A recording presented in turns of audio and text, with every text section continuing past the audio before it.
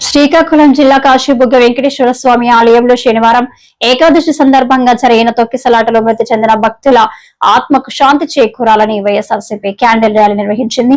ఈ మేరకు అన్ని జిల్లా కేంద్రాల్లో వైఎస్ఆర్సీపీ శ్రేణులు పాల్గొని మృతి చెందిన భక్తులకు సంతాపం ప్రకటిస్తూ క్యాండిల్ ర్యాలీ చేపట్టారు. అందరికీ నమస్కారం.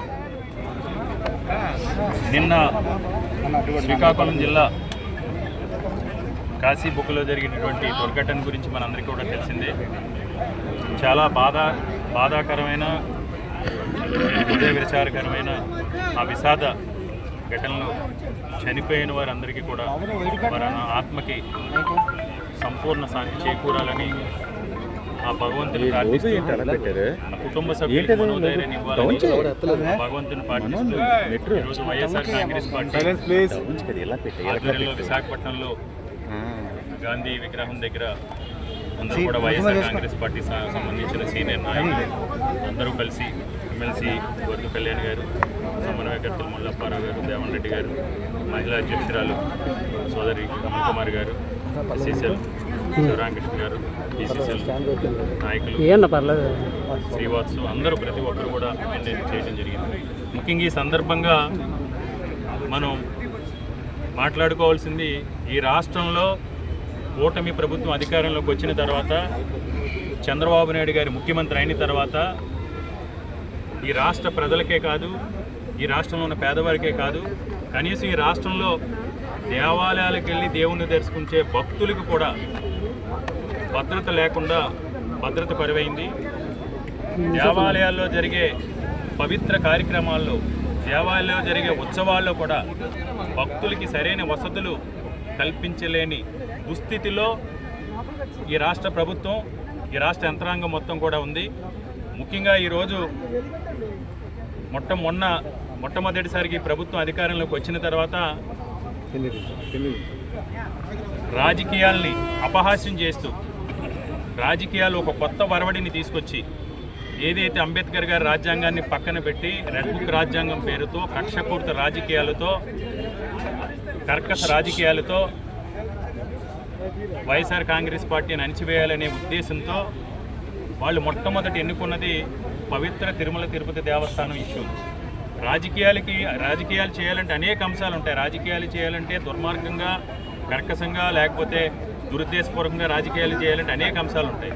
కానీ కొత్త వరవడికి నాంది పలికి చంద్రబాబు నాయుడు గారు అతి పవిత్రమైనటువంటి, ప్రపంచ దేశాల్లో ప్రతి ఒక్కరు కూడా అతి పవిత్రంగా భావించే తిరుపతి లడ్డూకి సంబంధించి సున్నితమైన అంశాన్ని, లేనిపోని అంశాన్ని తీసుకుని తిరుపతి లడ్డూ కల్తీ పేరుతో ఒక దుర్మార్గపు రాజకీయానికి ఈ కూటమి ప్రభుత్వం తెరలేపింది.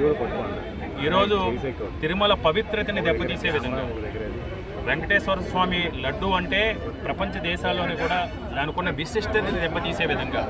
ఎందుకంటే ఒకవేళ నిజంగా ఎక్కడైనా ఏదన్నా తప్పు జరిగితే కొన్ని బహిర్గతం చేయాల్సిన అవసరాలు ఉంటాయి, కొన్ని లోపాయకారిగా ఆ టెంపుల్కి ఉన్న ప్రాముఖ్యతను కానీ, ఆ టెంపుల్కి ఉన్న విశిష్టతను కానీ, లేకపోతే ఆ దానికి ఉన్న విశిష్టత కానీ కాపాడుతూ మనం చేయాల్సింది. దాన్ని కూడా పక్కన పెట్టి వాళ్ళ స్వార్థ రాజకీయ ప్రయోజనాల కోసం వైఎస్ఆర్ కాంగ్రెస్ పార్టీ పైన బురద చల్లడం కోసం, జగన్మోహన్ రెడ్డి గారు చేసిన కార్యక్రమాలను మరుగున పెట్టడం కోసం వాళ్ళు ఇలాంటి పాపపు చర్యకు పాల్పడటం వల్ల ఈరోజు ఈ రాష్ట్రంలో అనేక దుర్ఘటనలు జరుగుతున్నాయి. ఈ లడ్డు అంశం వచ్చిన తర్వాత మనం అనేక దేవాలయాల్లో జరుగుతున్న దుర్ఘటనలు కానీ, అనేక దుర్ఘటనలు కానీ మనం చూసాం.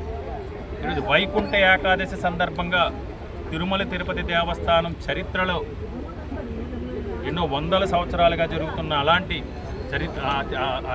తిరుమల తిరుపతి దేవస్థానం చరిత్రలో గతంలో ఎన్నడూ జరిగినటువంటి విధంగా తొక్కిసలాట జరిగి మరణించిన సంఘటనలు మనం చూసాం. అప్పుడు కూడా వారు కప్పిపుచ్చుకునే ప్రయత్నం చేస్తూ ఒకరి మీద ఒకరి నెపాన్ని నెట్టుకున్నారు తప్ప, దానిపైన ఈ రోజు వరకు కూడా సమగ్ర విచారణ జరిపి ఆ సంఘటన జరగడానికి కారణాలేంటి, ఎవరి నిర్లక్ష్యం అనేది జరిగింది, దీనిపైన ఎవరిపై చర్యలు తీసుకోవాలి అనే ప్రయత్నం కూడా ఈ రోజు వరకు చేసిన పాపాన పోలేదు. తర్వాత ఎన్నో వందల సంవత్సరాలుగా ఉత్తరాంధ్ర ఎలవేల్పైనటువంటి ప్రపంచ ప్రఖ్యాతిగాంచిన శ్రీ వరాహ లక్ష్మీ నరసింహస్వామి దేవస్థానంలో విశాఖపట్నంలో సింహాచలంలో చందనోత్సవం సందర్భంగా గోడకూలి ఆ రోజు మరణించిన సంఘటన మనం చూసాం. ఆ రోజు కూడా ఒకరి మీద ఒకరు, ఇది టూరిజం డిపార్ట్మెంట్కి సంబంధించింది, లేదా ఇది దేవాదాయ శాఖకు సంబంధించింది, లేకపోతే ఇది యువత వల్ల తప్పు జరిగింది, లేకపోతే ఇది కాంట్రాక్టర్ వల్ల తప్పు జరిగిందని ఒకరి మీద ఒకరు నెప్పుకునే ప్రయత్నం చేశారు తప్ప, పవిత్ర క్షేత్రంలో ఆ రోజు అంత దుర్ఘటన జరిగితే దర్శన సమయంలో ఉన్న ధర్మకర్త కూడా వాళ్ళ దగ్గరికి వెళ్ళి పరిశీలించి విచారణ చేసిన సందర్భం లేదు. ఆ రోజు జగన్మోహన్ రెడ్డి గారు విశాఖపట్నానికి వచ్చి ఆ బాధ్యత